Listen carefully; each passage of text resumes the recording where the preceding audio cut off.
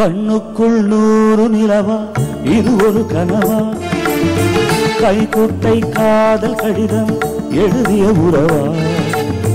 கண்ணுக்குள் 100 நிலவா இது ஒரு கனவா, கைக்குட்டை காதல் கடிதம் எழுதிய உறவா.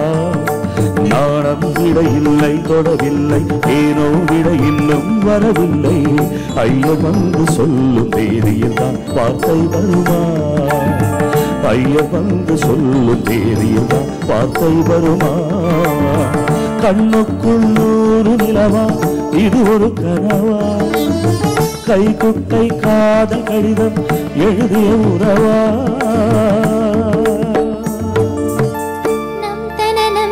தாளம் வரும், புது ராகம் வரும், பல பாவம் வரும், அதில் சந்தன மல்லிகை வாசம் வரும், மனமாலை வரும், சுகவேளை வரும், மனநாள் திருநாள் புது நாள் உன்னை அழைத்தது நம் தன தாளம் வரும், புது ராகம் வரும், பல பாவம் வரும், அதில் சந்தன மல்லிகை வாசம் வரும்.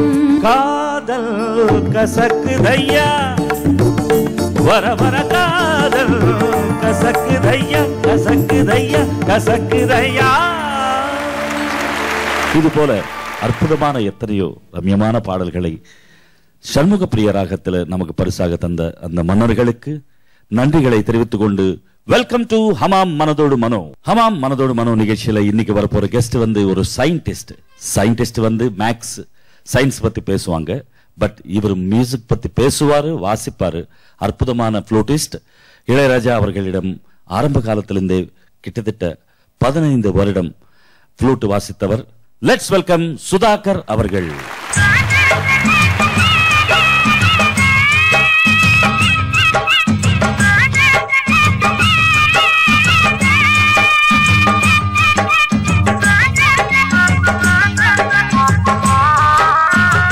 வெல்கம் டு ஹமாம் மனதோடு மனம். சுதாகரனே, உங்களை பார்க்கும்போது ரொம்ப சந்தோஷமாகவும் பெருமையாகவும் இருக்கு. காரணம் என்னன்னா, நீங்க ஒர்க் பண்ண லெஜெண்ட், லிவிங் லெஜெண்ட் வந்து இசை ஞானி அவர்கள் ஒவ்வொரு செகண்டும் ஒவ்வொரு நாளும் பொன்னான நாட்களாக நீங்க என்ஜாய் பண்ண நாட்கள் அதெல்லாம். ஃபர்ஸ்ட் ஆஃப் ஆல் நீங்க வந்து ஒரு சயின்டிஸ்டா இருந்தீங்க. அது எப்படி, அந்த படிப்பிலிருந்து இசை ஆர்வம் எப்படி வந்தது? அது காரணம் என்ன? முதல்ல இந்த மாதிரி ஒரு அற்புதமான பிரபலமான நிகழ்ச்சியிலே நான் கலந்துக்கிறதுக்கு ரொம்ப சந்தோஷமும் பெருமையும் படுறேன். Thank you so much. மனதோடுன்னு ஒரு வார்த்தை சொல்லியிருக்கீங்க இந்த நிகழ்ச்சிக்கு. அது ரொம்ப பொருத்தமானது. ஏன்னா இசையே மனசுலேருந்து வர இசைக்கு தான் ஒரு உண்மையான ஒரு உருவம் இருக்கும். உண்மை உண்மை. இப்போ மூளையிலேருந்து இசை வரலாம், அதில் கால்குலேட்டிவா இப்படி பண்ணலாம் அப்படி பண்ணலாம் 1008 சிந்தனையிலேருந்து வர இசை இது. ஆனால் மனசுலேருந்து வர இசை உண்மையான இசை. கண்டிப்பா உணர்ச்சிகளின் அந்த பிரதிபலிப்பை அது கரெக்டாக காட்டும். ட்ரூ. அது மனசை தொடும், இன்னொருத்தர் மனசை தொடும். அது உண்மை. அந்த மாதிரி ஒரு சிறந்த பாடகர் முன்னால் உட்கார்ந்துன்னு இந்த அருமையான என்னுடைய இந்த இசைக்கருவிகள் இசைக்கின்ற இந்த மியூசிஷியன்ஸோட உட்காரும்போது கண்டிப்பா ஒரு 30-35 வயசு குறைஞ்சி போச்சு. Thank you so much. இப்பவே நீங்க தெரிஞ்சுன்னு இருப்பீங்க ஏன் இந்த இசைத்துறைக்கு வந்தேன்னு. இளமையா இருக்கலாம்னு ஒரு ஆசை. எப்பவுமே நமக்கு சந்தோஷமா தான் இளமையா இருக்க போறோம்.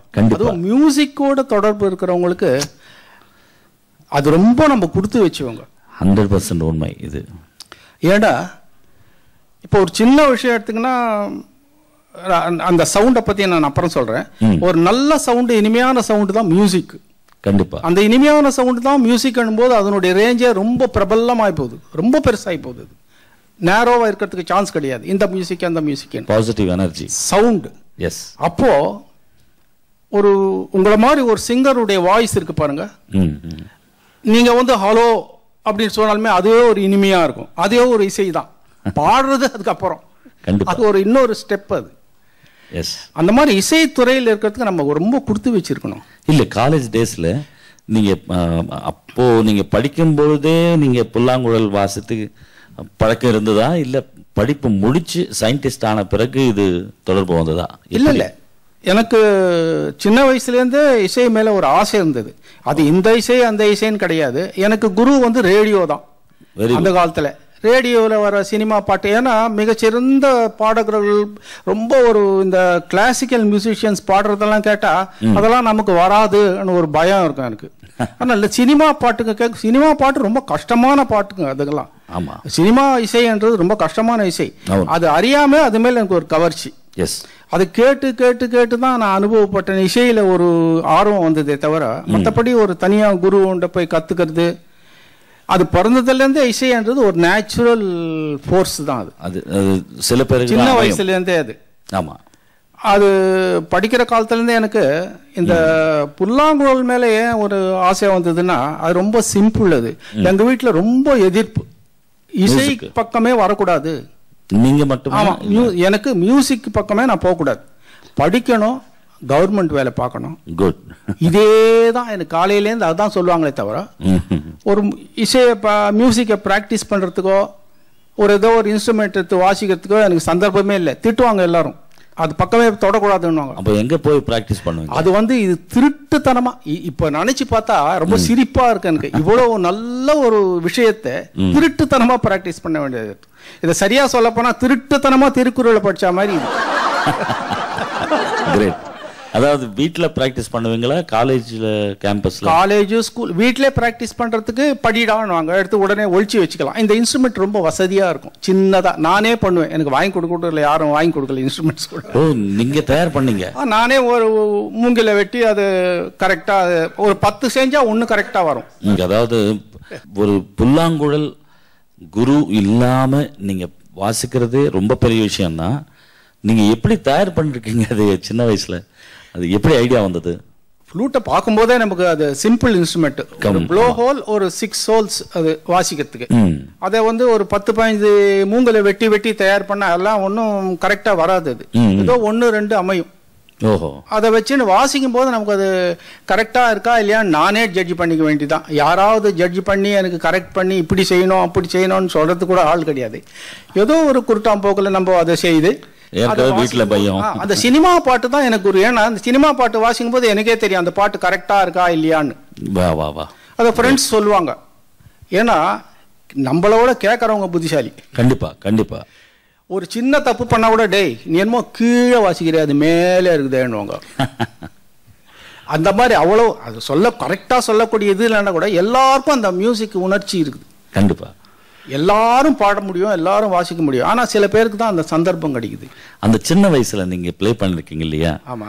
திருட்டுத்தனமா புல்லாங்குழல் செய்து நீங்க வாசித்த ஏதாவது ஒரு பாட்டு நினைவுக்கு வருதா? ரொம்ப காலத்து முன்ன சமாச்சாரம் கூட ஒரு அந்த காலத்துல என்ன இம்ப்ரெஸ் பண்ண சாங்ஸ் எல்லாம் சிலது எம்ஜிஆர் பாடல்ல உள்ள சாங்ஸ் அதெல்லாம் நான் ரேடியோல அடிக்கடி கேட்பேன். விஷுவல்ஸ் கூட எனக்கு தெரியாது. இப்போ விஷுவல் பேஸ் தான் சாங்ஸ் எல்லாம். அப்போ வெறும் பாட்டு தான் கேட்பேன். அதுலேருந்து ஒரு 2 வரி நான் ட்ரை பண்ணுவேன் அந்த காலத்தில். இதெல்லாம் ப்ளீஸ் இப்போவும் ட்ரை பண்ணுற மாதிரி தான் இருக்கும்.